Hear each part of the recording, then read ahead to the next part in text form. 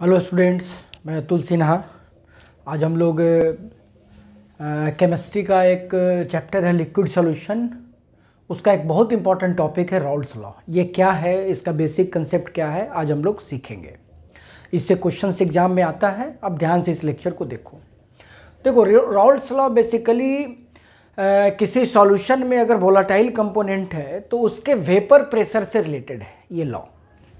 और साथ ही साथ ये बताता है मैथमेटिकली कि उस सॉल्यूशन में किसी कंपोनेंट का जो पार्शियल वेपर प्रेशर है उस कंपोनेंट के मोल फ्रैक्शन के डायरेक्टली प्रोपोर्शनल होता है।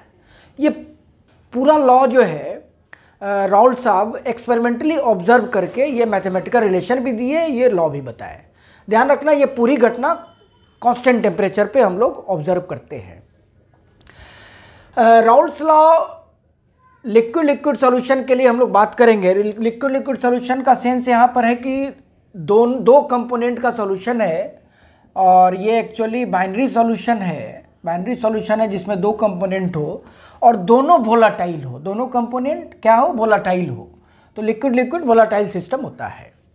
हाँ, एक खास बात है, राउल्ट्स लॉ में जो भी मैथमेटिकल रिलेशन या जो भी लॉ है वो तभी वैलिड है जब सॉल्यूशन आइडियल हो। आइडियल का मतलब है कि ये दोनों कंपोनेंट मॉलिक्यूलर लेवल पे एक दूसरे से इंटरेक्ट नहीं कर रहा हो। जब एक दूसरे से इंटरेक्शन में नहीं होगा, ना ही किसी तरह का इंटरमॉलिक्यूलर फोर्स कोई नया बनता हो दोनों के बीच, या पहले से कोई एग्जिस्टिंग है वो ब्रेक होता हो, ऐसा कुछ नहीं है, तो इस तरह के सॉल्यूशन को आइडियल सॉल्यूशन बोलते हैं।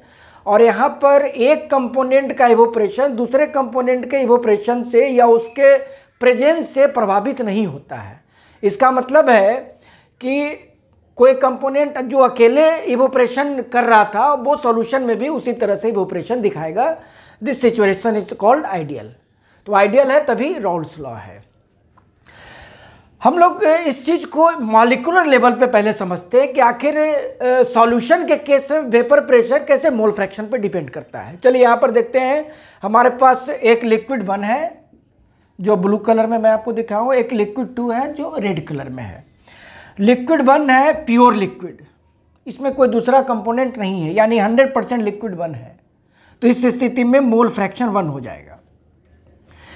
तो यहाँ पर 100% लिक्विड 1 है तो ये इवोपरेट करेगा।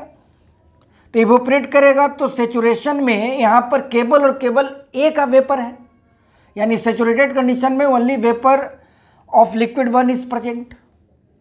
तो इस केस में दिए गए टेम्परेचर पे जो वेपर प्रेशर होगा प्योर लिक्विड का, इसको बोलेंगे P1 नॉट। जैसे ही नॉट लगा रहे समझ जाना ये प्योर स्टेट का वेपर प्रेशर है, यहाँ पर कोई दूसरा सिस्टम मौजूद नहीं है। सेम सिचुएशन दूसरे लिक्विड के लिए सोचते हैं। लिक्विड 2 है, ये इवोपरेट किया, वेपर प्रेशर दिखाया, क्योंकि ये 100% प्योर है तो इस स्थिति में वेपर प्रेशर P2 नॉट। ये इंडिविजुअल केस है। अब हम क्या करते हैं, इस दोनों का एक सॉल्यूशन बनाते हैं। तो जब सॉल्यूशन बनाएंगे, दोनों को जब मिक्स करेंगे तो लिक्विड में जो भी 100% होगा उसमें 1 भी होगा और 2 भी होगा। कोई भी एक कंपोनेंट 100% नहीं होगा अगर ये सॉल्यूशन है। तो इसका मतलब है कि ये लिक्विड जब इवोपरेट करेगा तो 1 भी इवोपरेट करेगा और 2 भी, यानी यहाँ पर सेचुरेशन स्टेट में, सेचुरेशन कंडीशन में इस स्पेस में लिक्विड 1 का भी वेपर है और लिक्विड 2 का भी वेपर है। तो मान लेते हैं कि इस समय mole percentage of liquid 1 is y% and mole percentage of liquid 2 is 100 - y%। इस मोल परसेंट को आप लोग मोल फ्रैक्शन में भी इसको x1 बोल देना, इसको x2 बोल देना, आप कह सकते हैं। तो इस सेचुरेटेड कंडीशन में जो इस सॉल्यूशन के ऊपर जो टोटल वेपर प्रेशर है वो 1 के कारण भी है और 2 के कारण भी है। तो डाल्टन्स लॉ कहता है कि vapour pressure of solution in this case is equal to P1 + P2। अब एक खास बात देखो, 1 और 2 100% नहीं है तो P1 और P2 कभी भी P1 नॉट और P2 नॉट नहीं होगा, हमेशा इससे कम होगा, क्योंकि यहाँ पर परसेंटेज 1 और 2 का 100% नहीं है, उससे कम है। तो ये ध्यान देना, P1 जो है partial vapour pressure of 1 solution के केस में, ये हमेशा अपने प्योर वेपर प्रेशर से कम होगा। उसी तरह से P2। तो ये मॉलिक्यूलर लेवल पे आपको समझ में आ गया इवोपरेशन और कंसंट्रेशन कैसे रिलेटेड है। अब हम लोग इसको थोड़ा मैथमेटिकली समझते हैं। सॉल्यूशन के केस में जो टोटल वेपर प्रेशर है of solution, total vapour pressure solution का, यानी vapour pressure total, this must be equal to P1 plus P2 sum of partial vapour pressure. निश्चित रूप से यहाँ देखिए आप, यहाँ पर जो वेपर प्रेशर ऑफ सॉल्यूशन होगा वो P1 प्लस P2 होगा। P1 है कंपोनेंट 1 का पार्शियल वेपर प्रेशर, P2 है कंपोनेंट 2 का पार्शियल। क्लियर है पहला एक्सप्रेशन, तो ये समझ। सेकेंड, अब हम लोग कंसीडर करते हैं किसी एक कंपोनेंट P1 पे। अब P1 का जो पार्शियल वेपर प्रेशर है 1 का, ये किस चीज पे डिपेंड करेगा? इसी चीज को राउल्स लॉ अपने एक्सपेरिमेंट से ऑब्जर्व करके एक मैथमेटिकल रिलेशन दिए। ये क्या किए कि एक लिक्विड 1 का परसेंटेज कम रखे तो वेपर प्रेशर कम आ रहा था, 1 का परसेंटेज बढ़ा दिए तो वेपर प्रेशर ज़्यादा आ रहा था। इसका मतलब लिक्विड 1 का जो पार्शियल वेपर प्रेशर है, इस कंपोनेंट का क्या मोल परसेंटेज है सॉल्यूशन में या क्या मोल फ्रैक्शन है, उसके डायरेक्टली प्रोपोर्शनल है। अगर कम है तो वेपर प्रेशर भी कम आ रहा था, ज़्यादा है तो ज़्यादा आ रहा था। तो राउल्स लॉ क्या ऑब्जर्व किए? अकॉर्डिंग टू राउल्स एक्सपेरिमेंटली जो ऑब्जर्व किए वो यही ऑब्जर्व किए कि P1 is directly proportional to mole fraction of 1 in the solution.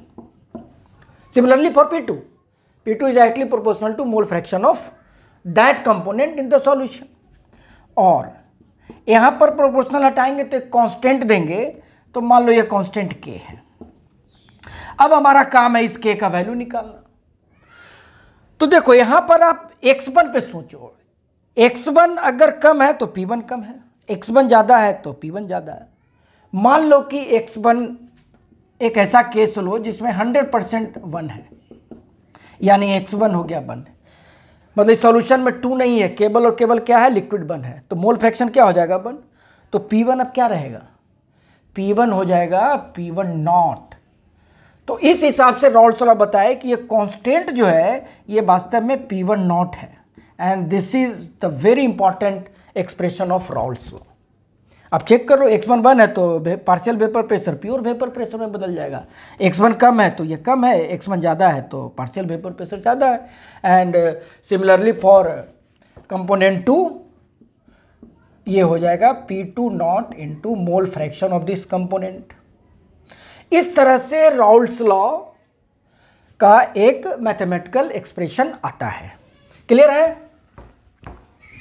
तो अभी तक हम लोगों ने क्या देखा कि जब भी दो वोलाटाइल सिस्टम का सॉल्यूशन हो, लिक्विड लिक्विड सॉल्यूशन हो, इसको मान लो 1, इसको मान लो 2, तो जो वेपर प्रेशर ऑफ सॉल्यूशन है यानी P टोटल, ये है P1 प्लस P2, ये है डाल्टन्स लॉ, सिंपल सा डाल्टन्स लॉ।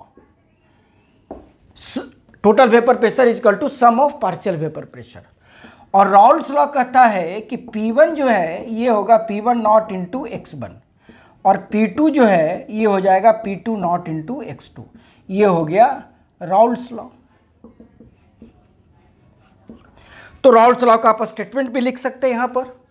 राउल्स लॉ क्या कहता है कि किसी भी सॉल्यूशन में या किसी भी सॉल्यूशन के ऊपर जो पार्शियल वेपर प्रेशर होगा एक पार्टिकुलर कंपोनेंट का, उसके मोल फ्रैक्शन के डायरेक्टली प्रोपोर्शनल होगा। यानी over A solution having volatile components, the partial vapor pressure of a component is directly proportional to its mole fraction in the solution। ध्यान रखना है ये कांस्टेंट टेम्परेचर पे, टेम्परेचर यहाँ पर मेजरमेंट में फिक्स है। यही सिंपल सा लॉ है। यानी कोई कंपोनेंट अगर आई है तो ये directly proportional to mole fraction of I, और अगर प्रोपोर्शनल का वैल्यू देना चाहते हैं तो इसका pure vapour pressure into mole fraction. This is nothing but Raoult's law. यहाँ पर बाइनरी सॉल्यूशन है तो आप कह सकते हैं कि मोल फ्रैक्शन का जोड़ 1 होगा, क्योंकि दोनों मिला के 100% होगा। क्लियर है? तो ये राउल्ट्स लॉ से रिलेटेड आपका इंपॉर्टेंट इंफॉर्मेशन है। अब इसी राउल्ट्स लॉ में एक चीज़ और देखेंगे कि 1 और 2 तो वेपर में बदला, तो वेपर में किसका मोल फ्रैक्शन ज़्यादा होगा, किसका मोल फ्रैक्शन कम होगा। यानी अब इसी में एक चीज़ और देखते हैं, mole fraction in vapour phase.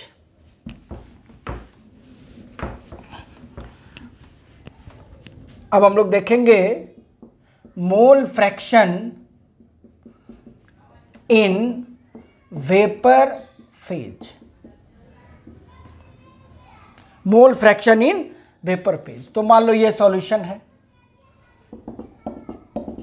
इसमें 1 भी है और इसमें 2 भी है, यानी यहाँ पर जो वेपर है, यहाँ पर वेपर 1 भी है और वेपर 2 दोनों मौजूद है।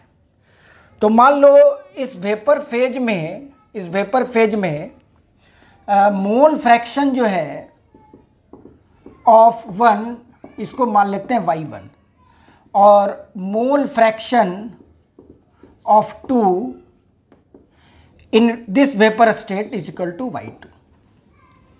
देखना दोनों में एक अभी मोल फ्रैक्शन x1 x2 लिए थे, तो x1 x2 एक्चुअल में यहाँ पे है, यहाँ पर मोल फ्रैक्शन x1 x2 है, लेकिन इस वेपर फेज में मोल फ्रैक्शन y1 और y2 है। ये थोड़ा सा डिफरेंस ध्यान में रखना।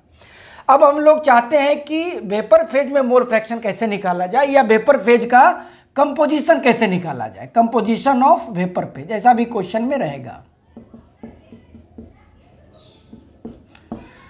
तो चलिए हम लोग वेपर फेज में बात करते हैं। वेपर फेज में अभी हम लोगों ने देखा कि वेपर प्रेशर ऑफ सॉल्यूशन जो है, यानी P टोटल, ये है P1 प्लस P2। अच्छा, अब हम लोग यूज करते हैं Dalton's law of partial pressure, इसका यूज करते हैं, Dalton's law of partial pressure vapour phase के लिए। तो क्या हो जाएगा? डाल्टन्स लॉ कहता है किसी भी गैसियस फेज या वेपर फेज में एक पार्टिकुलर कंपोनेंट का जो पार्शियल प्रेशर होता है, मान लिया Pi या suppose P1, this should be equal to, यह है actually partial vapour phase of 1 in vapour state, partial vapour pressure of 1 in vapour state. तो ये हो जाएगा डाल्टन्स लॉ के हिसाब से इसका मोल फ्रैक्शन वेपर फेज में इनटू टोटल प्रेशर। ये डाल्टन्स लॉ का बहुत सिंपल सा लॉ। अब देखो क्या होता है, वेपर फेज में मोल फ्रैक्शन क्या माने हैं, y1, और टोटल प्रेशर क्या है, P टोटल। तो यहाँ से हम लोग को y1 आ गया, यानी वेपर फेज में मोल फ्रैक्शन ये हो गया P1 बाई P टोटल, तो ये हो गया P1 by P1 plus P2। और इसमें राउल्ट्स लॉ का वैल्यू आप यूज कर सकते हैं, P1 not x1, P1 not x1, P2 not x2। ये हो गया वेपर फेज में। और इसी समय आपको मान लिया निकालना रहता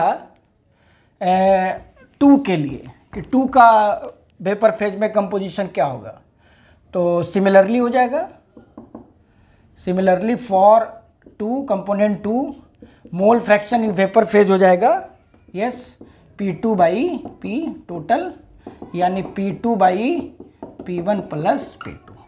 यहाँ पर राउल्ट्स लॉ का यूज कर देंगे। तो y1 वेपर फेज में मोल फ्रैक्शन और x1 सॉल्यूशन में मोल फ्रैक्शन। यहाँ से एक चीज़ आपको समझ में आ रहा है कि मोल फ्रैक्शन उसी का ज़्यादा होगा जिसका वेपर प्रेशर भी ज़्यादा हो। तो जनरली इसका जो रिजल्ट है वो यही निकल के आता है कि जो कंपोनेंट ज़्यादा वोलाटाइल होगा, जो कंपोनेंट ज़्यादा वोलाटाइल होगा वो उसका मोल फ्रैक्शन वेपर फेज में ज़्यादा होगा। ये ध्यान रखना, ये काफ़ी इंपॉर्टेंट रिजल्ट है।